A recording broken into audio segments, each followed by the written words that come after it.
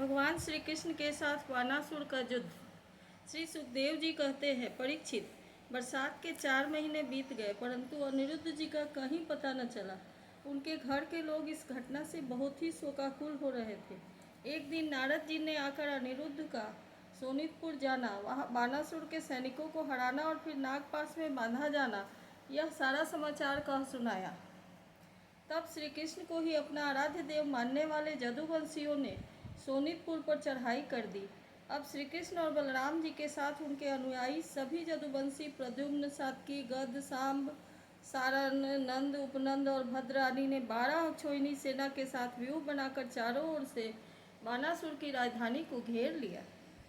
जब बानासुर ने देखा कि जदुवंशियों की सेना नगर के उद्यान, परकोटों, बुर्जों और सिंह द्वारों को तोड़ फोड़ रही है, तब उसे बड़ा क्रोध आया और वह भी 12 अक्षोहिणी सेना लेकर नगर से निकल पड़ा। बानासुर की ओर से साक्षात भगवान शंकर वृषभराज नंदी पर सवार होकर अपने पुत्र कार्तिकेय और गणों के साथ रणभूमि में पधारे और उन्होंने भगवान श्री कृष्ण तथा बलराम जी से युद्ध किया। परीक्षित, वह युद्ध इतना अद्भुत और घमासान हुआ कि उसे देखकर रोंगटे खड़े हो जाते थे। भगवान श्री कृष्ण से शंकर जी का और प्रद्युम्न से स्वामी कार्तिकेय का युद्ध हुआ। बलराम जी का कुंभांड और कूपकर्ण का युद्ध हुआ। बानासुर के पुत्र के साथ सांब और स्वयं बानासुर के साथ सात्यकी भिड़ गए। ब्रह्मा आदि बड़े बड़े देवता, ऋषि मुनि, सिद्धचारण, गंधर्व, सराय और यक्ष विमानों पर चढ़ चढ़कर युद्ध देखने के लिए आ पहुँचे। भगवान श्री कृष्ण ने अपने सांग धनुष के तीखी नोक वाले बाणों से शंकर जी के अनुचरों भूत, प्रेत, प्रमथ, गुह्यक, डाकिनी, यातुधान, बेताल, विनायक, प्रेतगण, मातृगण, पिशाच, कुष्मांड और ब्रह्म राक्षसों को मार मार कर खदेड़ दिया। पिनाक मणि शंकर जी ने भगवान श्री कृष्ण पर भांति भांति के अगणित अस्त्र शस्त्रों का प्रयोग किया, परंतु भगवान श्री कृष्ण ने बिना किसी प्रकार के विस्मय के उन्हें विरोधी शस्त्रास्त्रों से शांत कर दिया।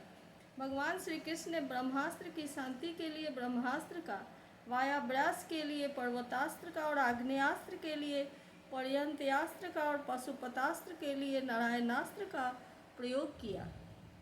इसके बाद भगवान श्री कृष्ण ने जृंभरणास्त्र से, जिससे मनुष्य को जम्भाई पर जम्भाई आने लगती है, महादेव जी को मोहित कर दिया। वे युद्ध से विरत होकर जम्भाई लेने लगे। तब भगवान श्री कृष्ण शंकर जी से छुट्टी पाकर तलवार, गदा और बाणों से बानासुर की सेना का संहार करने लगे। इधर प्रद्युम्न ने बाणों की बौछार से स्वामी कार्तिकेय को घायल किया। उनके अंग अंग से रक्त की धारा बह चली और वे रणभूमि छोड़कर अपने वाहन मयूर द्वारा भाग निकले। बलराम जी ने अपने मूसल की चोट से कुंभांड और कूपकर्ण को घायल कर दिया। वे रणभूमि में गिर पड़े। इस प्रकार अपने सेनापतियों को हताहत देखकर बानासुर की सारी सेना तितर बितर हो गई। जब रथ पर सवार बानासुर ने देखा कि श्री कृष्ण आदि के प्रहार से हमारी सेना तितर बितर और तहस नहस हो रही है, तब उसे बड़ा क्रोध आया। उसने चिढ़कर सात्यकी को छोड़ दिया और वह भगवान श्री कृष्ण पर आक्रमण करने के लिए दौड़ पड़ा। परीक्षित, रणोन्मत्त बानासुर ने अपने 1000 हाथों से एक साथ ही 500 धनुष खींचकर एक एक पर 2-2 बाण चढ़ाए, परंतु भगवान श्री कृष्ण ने एक साथ ही उसके सारे धनुष काट डाले और सारथी, रथ तथा घोड़ों को भी धराशायी कर दिया एवं शंख ध्वनि की। कोटरा नाम की एक देवी बानासुर की धर्ममाता थी। वह अपने उपासक पुत्र के प्राणों की रक्षा के लिए बाल बिखेर कर नंग धड़ंग भगवान श्री कृष्ण के सामने आकर खड़ी हो गई। भगवान श्री कृष्ण ने इसलिए कि कहीं उस पर दृष्टि न पड़ जाए अपना मुंह फेर लिया और वे दूसरी ओर देखने लगे। तब तक बानासुर धनुष कट जाने से और अधीन हो जाने के कारण अपने नगर में चला गया। इधर जब भगवान शंकर के भूतगण इधर उधर भाग गए, तब उनका छोड़ा हुआ 3 सिर और 3 पैर वाला ज्वर 10 दिशाओं को जलाता हुआ सा भगवान श्री कृष्ण की ओर दौड़ा। भगवान श्री कृष्ण ने उसे अपनी ओर आते देखकर उसका मुकाबला करने के लिए अपना ज्वर छोड़ा। अब वैष्णव और माहेश्वर दोनों ज्वर आपस में लड़ने लगे। अंत में वैष्णव ज्वर के तेज से माहेश्वर जल पीड़ित होकर चिल्लाने लगा और अत्यंत भयभीत हो गया। अब उसे अन्यत्र कहीं त्राण न मिला। तब वह अत्यंत नम्रता के साथ हाथ जोड़कर शरण में लेने के लिए भगवान श्री कृष्ण से प्रार्थना करने लगा। ज्वर ने कहा, प्रभु, आपकी शक्ति अनंत है। आप ब्रह्मादि ईश्वरों के भी परम महेश्वर हैं। आप सबके आत्मा और सर्वस्वरूप हैं। आप अद्वितीय और केवल ज्ञान स्वरूप हैं। संसार की उत्पत्ति, स्थिति और संहार के कारण आप ही हैं। श्रुतियों के द्वारा आपका ही वर्णन और अनुमान किया जाता है। आप समस्त विकारों से रहित स्वयं ब्रह्म हैं। मैं आपको प्रणाम करता हूँ।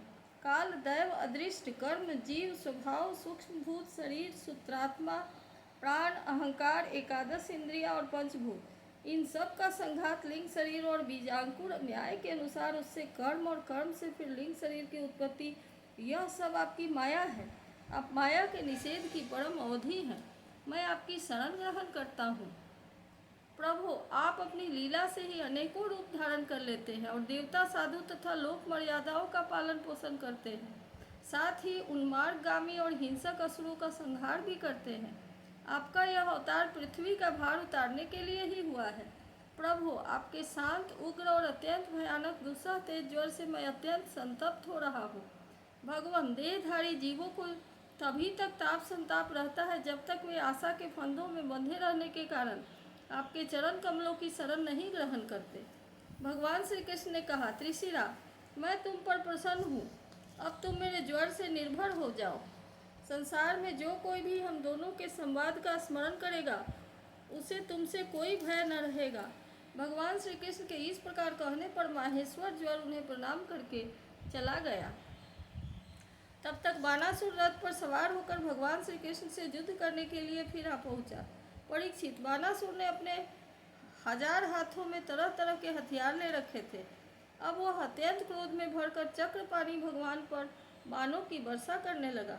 जब भगवान श्री कृष्ण ने देखा कि बानासुर ने तो बाणों की झड़ी लगा दी है, तब वे छुरे के समान तीखी धार वाले चक्र से उसकी भुजाएं काटने लगे, मानो कोई किसी वृक्ष की छोटी छोटी डालियां काट रहा हो।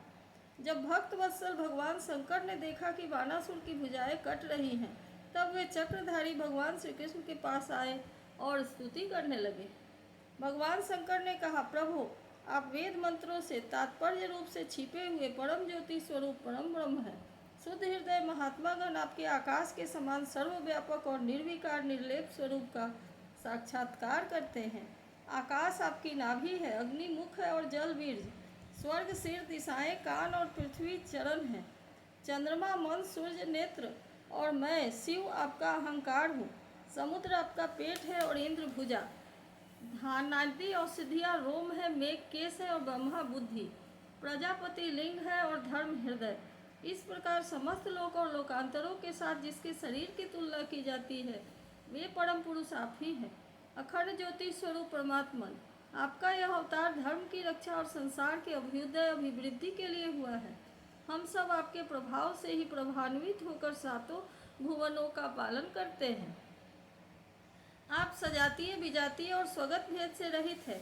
एक और अद्वितीय आदि पुरुष है। मायाकृत जागृत, स्वप्न और सुसुप्ति, इन 3 अवस्थाओं में अनुगत और उनसे अतीत तुरीय तत्व भी आप ही हैं। आप किसी दूसरी वस्तु के द्वारा प्रकाशित नहीं होते, स्वयं प्रकाश है। आप सबके कारण हैं, परंतु आपका न तो कोई कारण है और न आप में कारणपना ही है। भगवान, ऐसा होने पर भी आप तीनों गुणों की विभिन्न विषमताओं को प्रकाशित करने के लिए अपनी माया से देवता, पशु, पक्षी, मनुष्य आदि शरीरों के अनुसार भिन्न भिन्न रूपों में प्रतीत होते हैं।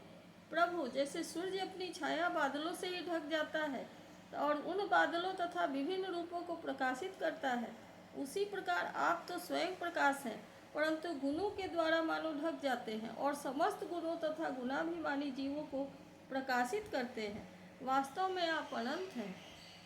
भगवान, आपकी माया से मोहित होकर लोग स्त्री, पुत्र, देह के आदि में आसक्त हो जाते हैं और फिर दुख के अपार सागर में डूबने उतराने लगते हैं। संसार के मानवों को यह मनुष्य शरीर आपने अत्यंत कृपा करके दिया है।